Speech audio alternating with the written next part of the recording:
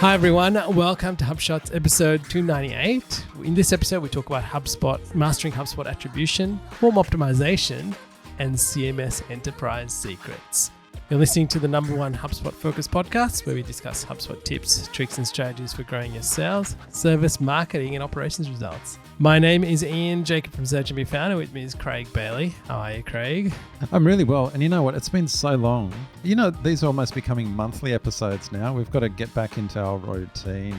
That's right. So much to cover. In fact, for today's show notes, we had so much, we've actually broken it probably into 2 or 3 episodes. We keep adding all this stuff along the way. Finally, we get to record it today. So I'm really looking forward to this. That's right. So let's start with our growth thoughts of the week, Craig. Be proactive and be honest. Why are we talking about this? Well, look, I've been meaning to mention this for a little while on the show that, yeah, look, we're in tough times. I know a lot of companies are facing economic challenges and a bit of sales cycles are down. And so there's a lot of work. You're having to work harder for sales.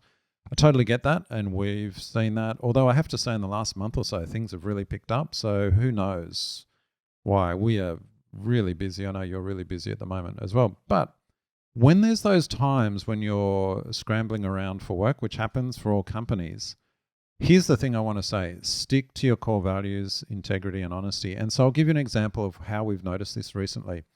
There's been a few times we've been getting our meetings because we make our calendars available on our website. We've been getting people booking in meetings. They actually fill it out saying, oh yeah, I'm interested in HubSpot. I want to learn about your services. We get on the call and we realize they don't have HubSpot. They're not interested in anything to do with HubSpot. They just want to pitch us and sell us stuff. And I find that really frustrating. I think it's rude. I think it's dishonest because you're basically coming into the meeting at cross purposes. And so why am I highlighting this? I don't know if other people are seeing this. I think they are. A bit of this happening. I know you've had it happen to you. And I'm like, how on earth would you think this would work? Our very first point of contact is based on dishonesty. Why would you think I'm actually going to buy from you? Even if it turns out the product you have, maybe I wanted. I'm not going to buy from you because I just don't trust your company. So I think that's a pretty common sentiment. I don't know why people do it. But I think part of it is because they're caught up in this hustle culture. You know, this idea, oh, you got to hustle hard. You got to get in there and anything to get the sale. I'm like, no, I'm pretty sure people aren't going to respond well to that. But I don't know. So that's my call. Be proactive, sure, absolutely. But be honest. I feel I shouldn't have to say this. I don't know. What's your thoughts, Ian? You saying this? I will agree with you, Craig, because time is everybody has the same amount of time, right? It's how we use it. So I think if you're honest and people want what you have, they will naturally gravitate to talk to you. You don't have to try and trick them into doing something else. So I would say yes, be honest, be integrous, and do the right thing. It helps everybody. Yeah. And one final way to look at it, if you look on the ledger of adding value versus taking away. So I'm going to buy from a company that adds value to whatever I'm trying to achieve, solving my problem.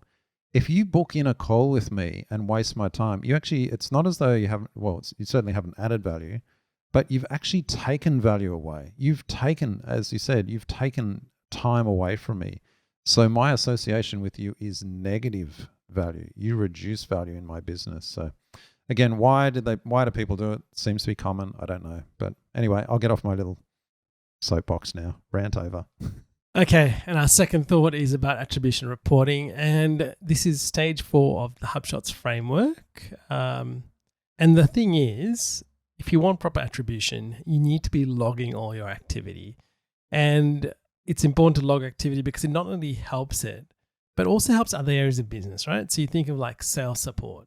Think of service, think of marketing. The better the data is, the better they can help the end customer. And I think we often forget, we think, oh, it's just not what I need to do. I've got other important things to do. But really, it's there to help everyone in the business. And we all have a part to play. It's just like us working together. We all have our strengths, we have our weaknesses, and we all like different things. But I do well what you don't do so well, and vice versa. And that's what I love about it. It's a nice partnership and everybody's doing their bit to make it happen. I think you've got to think of your CRM like that. Everybody's got to do their bit to make this happen and to mesh nicely together. All right, onto our quick shots of the week, Craig. Here are a few things we've noticed and listeners might have noticed for a while. Guess what? You can create multiple knowledge bases now if you use Service Enterprise. And as when I discovered that, Craig kindly reminded me it's limited to 5 knowledge bases and 2,000 articles each. So Why? here's another limit, and we just don't know why. Why, Ian? Why limited? Like, they're finally making progress. I think this goes back to what I mentioned, I don't know, months ago. It seems like there's an entirely different team at HubSpot working on the knowledge base than the core CMS Hub. Later in the show, we're going to talk about CMS Hub Enterprise and why it's such a worthy upgrade. And yet it seems at odds with whoever the team is looking after the knowledge base. Just bizarre. Anyway. All right, guess what you can do now? You can now set task due dates to count business days in workflows, which is fantastic. And there's a new split list feature. But guess what? You can split the list up to 10 times into multiple sub-static lists and select the percentage or the number you want to use. But again, marketing enterprise feature. What's the next, Craig? What was this one? Advanced Playbook recommendations. Yes. You might have added this one in. Using any property in that object, you can include those even custom properties, and when it basically, you say when this property gets to this value, you can recommend a playbook. So that's what that is. Wow, nice. Yeah, so really nice. So if you've got people at different stages of the journey or have triggered certain things, there might be a different playbook that might come into play with different questions. All right, Craig, on to our final 3 quick shots. Importing a past, repeating a past import, should I say. Again, saving time. And tell me, why do you like this? I just think this is a really nice improvement for people who are doing a lot of imports. They're like, oh, okay, I imported this contact and it's linked to these deals and it's the same setup. I get this same Excel file every week. Oh, okay, let's just repeat it again. It's the little things, Ian, incremental improvements. That's right. And next we've got custom properties on HubSpot campaigns, Craig. I think this is really nice. So the campaigns tool, this is incremental improvement. They've been adding to this just bit by bit over the last year. And well, now you can put custom properties. So maybe they're customer journeys that you want to internally talk about or some other labels, all those kind of things. Yep, add them to the campaigns tool. I can see where the HubSpot campaigns tool is going. I think it's underutilized at the moment and it has been a little bit bare bones. They're fleshing it out. I'm really looking forward to where this is going to be at the end of the year. I just think the campaigns tool is going to be very powerful. And finally, color deal tags has rolled out in deals, which is fantastic. And so more and more as people are discovering and using them, they're putting a smile on people's faces as they look at their deals. All right, onto our HubSpot marketing feature of the week, Craig. Form performance tips. And this is a part of stage 2 of the HubShots framework. And we're talking specifically about pop-up forms. And it was a question I got, you probably got too, Craig. It's like, how do I tell if my forms are performing well? And it was specifically a pop-up form. So that's why I wanted to highlight this. So some of the things you want to look at when you're looking at a form on the performance tab, you'll see some information like the views, the click-through rates, the conversion rate, the submissions. And you want to actually look at that and figure out, well, what are the key bits of information here that we're trying to look? First is make sure you've got your dates correct at the top that you're looking at. When you're looking at the form submissions and the date ranges, don't make it too small, depending on obviously how many submissions you've got. But as you go along, you want to look at these key things. Is the conversion rate? You want to see which contacts are being driven. And you want to see, another really important thing is the contact type. So is it existing versus new? That's a really good one to look at. The source. So if you're trying to understand what channels are working, where people are converting on this pop-up form, and which pages, especially if this pop-up form appears on multiple pages. So what's performing well? Maybe it's an opportunity to split that out so it becomes even higher performing and then test the next best one. So these are the kinds of things you can look at to improve your pop-up performance in HubSpot. I think it's easy to miss how powerful the tools are in HubSpot on forms of all things. Let's not forget in other tools, WordPress and that, there's whole separate products built around forms. So you pay extra just to get a good form on your site. And then the reporting, I can tell you on most of the reporting is nothing like it is here. So just HubSpot forms, they're very powerful. The reports, it's just such a very slick tool. All right, onto HubSpot sales feature of the week, Craig. How to log replies from contacts into HubSpot. Question we often get asked, right?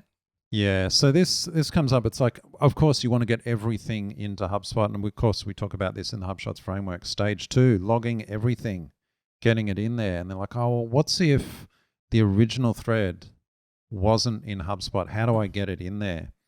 And so there's 3 ways to think about this. The first is if it's a conversation from the contact to you. So they're not going to get logged. So they've just emailed you out of the blue. Okay, sure, you've connected your inbox into HubSpot, but just because someone emails you doesn't mean it's automatically going to get logged into HubSpot. I think that's a good thing. Otherwise, you might have someone, your wife sends you something into your inbox. You don't want that somehow logged automatically into HubSpot. So you want to control it. And so what you can do there, we'll talk about how you can log it. You can actually forward them in, and that's the next thing we'll talk about here. You can reply and it'll get logged, or you can actually forward it in. People may not be aware you can have a forwarding address. You can get this from your settings in HubSpot.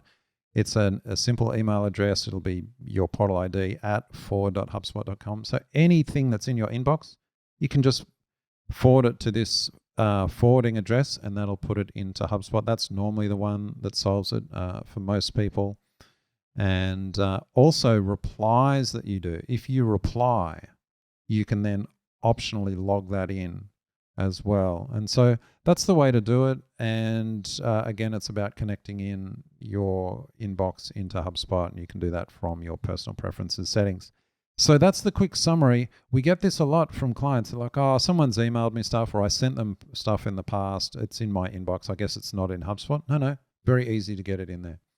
So there's some tips for that. And the why you might want to make sure that's done, and this comes up a lot of the time, is that it might be related to a deal. So once they forward that in, just be aware that you can then make the association of that email with the deal as well. You'll have to go find the email, and then just at the bottom of that thread of emails, check the associations. Initially, it'll just be associated with the contact, but you might want to associate with the deal in the company as well. So that's where this comes really in a handy point. All right, what's our service feature of the week, Craig? Renaming tickets based on ticket properties. I'll tell you where this comes up. You might have a form called contact support. It's on your website. It's a form that's got some ticket properties. They submit that form. It creates a ticket. And the ticket name might just be something like automatically generated from a form or something like that. You want the ticket name to be a bit more meaningful, perhaps based on some of the properties in the ticket. Urgency, a customer might have put in a reference, an order number, etc. So how do you do it? How do you automatically rename the ticket? Very simple in a workflow. Got an example here. Basically, this is triggering off these kinds of tickets created from a form submission. You can see it there. We just do a bit of a delay, and then we set the property value. That's it, very simple. And then after that, you might send an internal notification, etc. But that's how you can do it. One thing to remember though, it's only going to be based on ticket properties. So if you've got a form that's got a whole bunch of contact properties and then just a few ticket properties, you can't actually reference those contact properties. It's only the ticket properties, just to be aware of. But yeah, there you go. All right, what's our CMS Hub feature of the week, Craig? Setting date formats on blog listing and posts. I like to say to people, don't assume that because something's basic that everyone knows about it. Okay, so here's an example. How long have I been using HubSpot? 10 years? I don't know. 10 years. Ian. Long time. We had a client say, oh, look, we've set up the blog format for them and the blog listing. They said, well, on the blog, it's got date time for when it was published. We just want the date. Can you get rid of the time? And I was like, oh, yeah, we should be able to. We can go in and manually code maybe one of the templates in there, that kind of thing. I was like, But let's just check this because it sounds like that's a fair bit of work. You shouldn't have to do that. Anyway, we're using Clean Theme, which we use for all our sites. In fact, we use Clean Theme exclusively by Helpful Hero. And so one of the teams said, oh, look, I just checked with Kevin because we couldn't find it as an option in the theme. Maybe. Anyway, so he comes back very politely, just guiding me to the fact that, yeah, you can actually just set this on the blog settings in HubSpot, right? So here's an example where you might just change, this is the before shot, which has the time, and then this is the after that has just the date. It's very simple. And so, yeah, big thanks to Kevin at Helpful Hero for reminding me of something like this that, is very basic. I should have known this. I said to you, I pinged you. I said, did you know about this? Yeah, of course I knew about it. But even if you've been using HubSpot for years, there's simple things that you're not aware of or maybe you've forgotten. So there's one of them. All right, on to our HubSpot Gotcha of the Week, Craig. Saving list column layouts is only for your browser. Others don't see it. And this is a part of stage 3 of the HubShots framework. And why are we highlighting this as a gotcha, Craig? Well, I didn't realize this was the case. I thought, and we've got a screenshot in the show notes. If you're listening to this, as you know, you can always go to hubshots.com/subscribe, sign up for the show notes, you get all of this, or go onto the site and you'll see it. But with a list, there was this edit columns. You can edit the columns in a list. This is reasonably new. I mean, you could always edit the columns, but it saves it against the list. I didn't realize it only saves it for me. And if someone else goes into that list, even though I've saved that list and that layout, they don't see that layout. So it's different to views. So views on contact views, you save it, it's all part of the view. On lists, when you save that column layout, it's only for you. In fact, it's only for your device. It won't even follow you across other browsers with your login. It's just for that. So it's something to do with cookies. So a bit of a gotcha. I didn't realize that. And now I do. And yeah, that's the case. So I think that's a bit of a shame. Not sure why they've decided to do it that way, but it's a little bit limiting. But anyway. There you go. Bit of a gotcha. Anyway, who knows? It might become like everything else. Or there's a good reason why, which we'll find out in due time. All right. On to our Insight of the Week, which is why upgrade to HubSpot CMS Hub Enterprise. And so I just want to take you through a few reasons. Actually, it's 14, but let's go quickly. There's usually, I'd probably say the top 5 to 10 are generally the ones that people go with if they are thinking about upgrading to CMS Enterprise. First one, the biggest one, you have basically one core domain and 9 additional root domains. So you can run 10 websites on it, right? So there's the big thing. The next thing that people look at, they think about, I need to have a custom object. So they want to store data, they want to organize their data. So you can have up to 10 object definition and up to 500,000 records.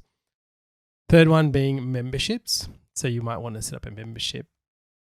Fourth one, web apps to build items like calculators, maybe an event system, maybe a customer portal, maybe even an LMS, so learning management system. And we've seen that there are some LMS plugins that are available inside HubSpot from other creators.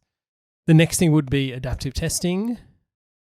Number 6, site performance monitoring.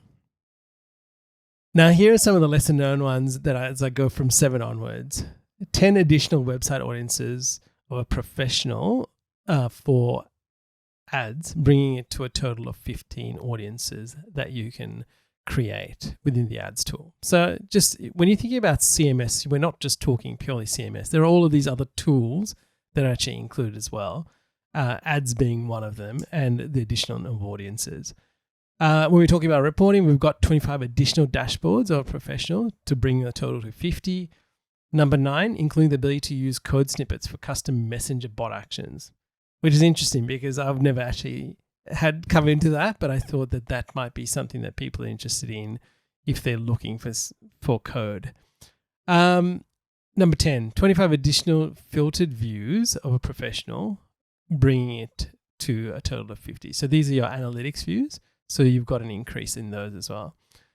Number 11, 195 more calculated properties of professional, bringing to a total of 200, which is really interesting because there's only 5 calculated properties, and here you get 195 additional. So if you're using properties to calculate lots of different items, this might be one of the things you might consider. Hey, can I just jump in there? Sure. I'm always surprised that there's only 5 calculations available in Pro. I don't know why that limit's there. Correct. So not wanting to whinge about this because, additional was great. But, why is there only 5 on Pro? That seems That's right. That's a very good question, low. Craig. Yeah. Number 12, up to 400 more custom reports than professional. So that's interesting too. Number 13, you get a sandbox. So this might be actually higher up the list technically because people might be looking for a sandbox environment. And number 14 is code alerts. So this is where the system goes through your code, sees if there's anything slow or not right, and alerts you appropriately so you can actually fix it. So there's a lot around site performance and monitoring that goes on in CMS Enterprise. So given all of these, one of the key things that people come up is that where does this become good for me to actually move from professional to enterprise? And I would say once you've got over 3 websites, essentially it's worth upgrading to CMS Enterprise, and should not be a big decision for you to do that. And use a theme that you can easily replicate across those websites as well. So a clean theme is a great theme to use to do that. We've got customers doing that at the minute and getting very excited because they're using the same theme across multiple websites. Yeah, we do that in our portal. We've got clean theme and all child themes, and Kevin helped us set it all up. It works beautifully. A few comments on CMS Hub Enterprise. I think this is a bit of a dark horse. I still don't think people appreciate just how good this tool is. If I were to think about clients, just smaller marketing sites, I think HubSpot Pro is still a little bit expensive for many businesses. And so I don't know if the pricing's quite right on Pro, but on Enterprise, I think they're undercharging. I think you'll see this go up in the coming months or years, that CMS Hub Enterprise is going to become quite expensive because the playground it's playing with all these competitors, they're much more expensive, and they're not as good in many cases. And so the HubSpot CMS, it's very good. I think anyone that's used it realizes now, oh wow, this is really good. So as you said, if you're an enterprise and you're just spinning up these, say you've got some marketing microsites or things like that, you can have up to 10 with your enterprise. And I don't know what the pricing is at $1,500 or something. Correct. In Australia, I don't know what the US is. It's like, oh wow, okay. So you can have 10 sites all spun up. I think that's really powerful compared to a lot of the tools that it's competing with in the space. They're much more expensive. The memberships and the adaptive testing and all of that, sure. I think some of the other things, additional dashboards, great. You get all these calculated properties. I mean, go to other CMSs and say, oh yeah, you can have all these calculated properties. They're what? We don't. How does that even work? I don't understand. Well, it's all integrated with this CMS. And then you've got actually we didn't mention HubDB here. That you get that in Pro as well. But of course in Enterprise you can pull that out. And so, yeah, CMS Hub Enterprise, I think it's compelling. And as you said, if you've got more than 3 websites, build it out. But I kind of feel that, let's say you're the kind of company that's got a whole bunch of microsites and you're going to have 10 sites in total. Having that all in one portal, managed, and one theme purchase, I'll just put clean theme on it. You can use it on all 10 themes. This is the golden period, folks. Get in on this now. I'm pretty sure they're going to further monetize this in future. I wouldn't mind betting that in future, the theme providers lock their themes down to per domain. Yeah. So I can kind of see that coming. Everyone's, trying to grab more money and stuff like that. Get in now. This is the golden age. Get all this in place, because a year or two from now, I don't think it's going to be anywhere near this obtainable. That's right. And I think we're seeing this in its infancy, and just understanding the power of it, I think that's the big thing. Like you said, Craig, we've just had quite a few customers that have multiple sites being able to consolidate it onto one platform, not have multiple people to talk to, just make their life so much easier. And even the custom objects, like the ability to create custom objects and pull the data out of there and display it on a page, as an example, that was one of the things that kind of got one of our customers thinking, oh, this is actually a good solution. So that was a big thing as we were thinking about how to store data that they were displaying. So, yeah. All right, on to our listener question of the week, Craig. What is the XML sitemap used for in HubSpot? And this is a part of stage 2 of our HubShots framework.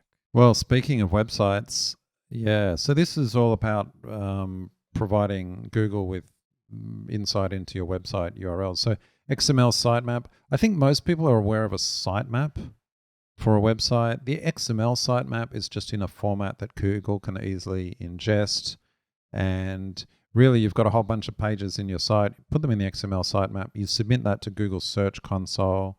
We've got a link in the show notes how to do that. It's very easy, but it's just being aware of what you can do. And so that's the XML Sitemap. You manage it from your website settings. Now, a few things that I wanted to highlight though. Here's one of the frustrations I have with XML Sitemap functionality in HubSpot. The thing we often have thank you pages, which we don't want Google to index. So we actually put in a no index on that page. Attribute on that page. Yet they'll still turn up in the XML sitemap because HubSpot's XML sitemap tool kind of says, any page you've published, we'll put it in. Gotcha. So what we'll often do is go through, and we've got, again, show notes, we've got screenshots of this. We'll actually remove them. So here's an example of getting thank you pages out. Now, they're blocked from Google anyway, so it's not as though Google would be indexing them, but the fact they're in the sitemap just adds complexity, so we'll clean them up. So the takeaway from this is that's what the XML sitemap's for, but also just a bit of maintenance. Have a look at them, make sure it isn't including things that you don't want appearing. It's just for overall website hygiene, shall we say. So Craig, advice is remove it from the interface and then view the XML file, right? Yeah, you can remove it from the sitemap, yeah. So you'd hover over it and you go remove, that'll take it out of the sitemap. Next time Google pulls it, so from Google Search Console pulls it in, it will no longer be in the sitemap. All right, what's our thought of the week, Craig? HubSpot support is still excellent. It's still really good. It is. I think this is important. Again, in the season we're in, which is at harder times, no more free money, all of this kind of thing. A lot of companies are starting to cut back on the services they offer. They're charging more, all this kind of and sneaky charges and things like that. And they're dropping back service. So we've even found with some of the companies and tools that we use, we get on wait an eternity to get a response from support, and they'll the chat 15 minutes before someone jumps. Not with HubSpot. I hope that continues. I mean, they seem to be supporting, and the support is very good, consistently high training. So take advantage of that. We've said this on the show before, but we'll often say, if you've got a question, you're in HubSpot, sometimes clients ask us, they say, can you help us with this? We're like, yeah, sure. Okay, we're not sure. You know what? We're going to ask support. They can do it as well. Just go for that question mark, the help icon in the bottom right, just ask support. They're very good, and the quality of the support continues to be high. And I'd encourage users, if you're on Starter, you're going to get chat support or email support. But if you're on Professional Enterprise, you can actually, we often use chat, but you can actually use the phone support, and they're great. They'll call you back within 5 minutes, and they will talk you through. Sometimes they even do a screen share so you can see what needs to be done. So know that that's available to you, and don't be afraid to use it on a daily basis if you need to, because you will get to your answers a lot quicker. And even while doing it, actually, I was raising a ticket the other day with a customer of ours, and as we were filling out the email, in this instance because chat support wasn't available because we've had Easter and so on, it was really good. It came up with the help documents, which was contextual, and said, have you tried this? And so we went, okay, let's have a look. Let's try that first before we submit the support request. And it was just a really good experience. And they were like, okay, this is really good. So well worth taking advantage. I think like out of all the companies that we work with, Craig, I think when we look at support documentation from HubSpot, I'm constantly amazed how good it is, how up to date it is. It's pretty rare that you find something that's not up to date on the HubSpot documentation. So encourage everyone to use it to your full advantage. Totally agree. I don't know who looks after Doco or what their process is, but it is very good. Yeah, it is exceptional. Hats off to you if you're listening. Yeah, well done. And also, look, one comment, because listeners to this podcast might be, yeah, look, why are you telling us support's so good? We're already a HubSpot customer. Why are you going on about this? And it's like, well, the takeaway from this is just use it more. Just don't be afraid to ask them. Correct. And why do I say that? Because we get on a lot of calls with clients and they go, oh, I wasn't sure how to do this. I kind of worked it out. I looked in the academy. I was like, oh, did you chat with support about it? Oh, no, I didn't. And I think, I'm not sure what it is, but I think there's a reluctance. They feel like, oh, I don't want to contact support because they're just going to waste my time, because that's what a lot of other companies do. You get on support, it's offshored to some person that's barely been trained and they go through a script. Actually, you know what? Apple, for as much as I love Apple, if you start going through support with Apple, it's very frustrating. It's on to some junior person, doesn't know your situation. They go through a script. It's just like, oh, why am I wasting my time? And I love Apple products. HubSpot, not like that. So yeah, listeners, use HubSpot support. Which is quite interesting, isn't it, Craig? It's like going to the Genius Bar. Yeah. Well, yeah, that's right. Different experience going in person versus having remote support. Yeah. Now, if you're watching this on YouTube, Craig has kindly decided he'll go to MidJourney and create some images of some happy support people in HubSpot. And it was really interesting what happened. And so subscribe to the show notes if you already haven't, or watch this on YouTube if you're listening to it. And look for the problems. Like, I think the first one's pretty good. That's actually pretty good.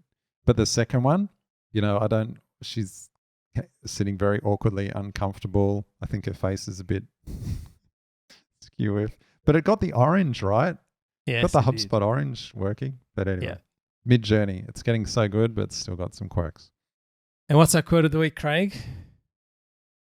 Very simple. Different is better than better. I really like this quote. I've come up with the clients a couple of times. They're like, oh, we want to be the best at something in our space. I'm like, oh, okay. Who are you competing against? All this. Oh, okay. So you want to be the best. Okay. So you want to do stuff like all your competitors are doing, but just be better than them. Yeah, that's what we want to do. I'm like, yeah, okay. Good luck. So really, different is better than better. I think having your own voice, talking about it in a different way, having something different to offer, because for most of us, imagine if we said, Ian, we want to be the absolute best at something or other. It's like, really? No, just different. People will buy that. Anyway, that comes from Sally Hogshead. I've over-explained it. She's got a YouTube video about it, though. She's written a couple of books. So I think I read one of them years ago. Don't know much else about it, but I thought that was a very good, very timely little pithy quote. That quote, that could have come from Seth Godin, I reckon. It's the kind of stuff he'd say. It could have. All right. And keeping in with our journey about AI, here's some training of the week on some AI-related profiles that you should follow. There are 2 on Twitter and 2 on YouTube. So well worth it. And I think we're all on this journey to understand and better use AI. So let's all learn together to accelerate our learning. Yeah. You know where I learn most of my stuff on Twitter now? Yep. I've been trying to get back into LinkedIn, and I just find no one on LinkedIn is across it all, or they're weeks behind, or they're sharing, or often they're sharing something I saw on Twitter 2 weeks prior. So I've got just a few Twitter accounts I follow, and then YouTube channels. Both of these are really good. There's tons of them out there, but just if you just want the basics to get up to speed, these are great. And listeners, again, if you haven't downloaded the HubShots framework, please go and download. If you get this email, you can simply click the link and you'll get the PDF. Otherwise, go to hubshots.com and click on framework and you can get the framework to use. Now, again, please subscribe to our YouTube channel. If you don't know we're on YouTube, please have a look. We've got extra content on there apart from the the weekly episodes of HubShots. Again, I want to highlight Craig has got a new service called XEN Create. If you're looking for graphics and how do I describe it, Craig? Well, I would blank. A few things. It's graphic design for HubSpot customers. Correct. So all those pieces. Everyone needs good graphic design. The differentiator we've got is that we're very responsive. So what we've heard is people saying, oh, look, I've got a great designer, but they just go quiet. I don't hear from them for a week. Or I've got this design agency I use, but everything's got to go via a ticket, or I've got to talk with a million intermediaries and account managers. And it's like, oh, okay. Do you want to just talk to our designer directly? Yeah, that'd be great. Oh, good. Just email them, jump on a call with them, Zoom call. Oh, great. Oh, and they turn around stuff that day. Yeah. So that's our new service, XEN Create. You can check it out. But yeah, because we're so specialized in HubSpot as stuff, landing pages, blogs, email templates, social, all that kind of stuff we do. So yeah, check that out if that's of interest to you.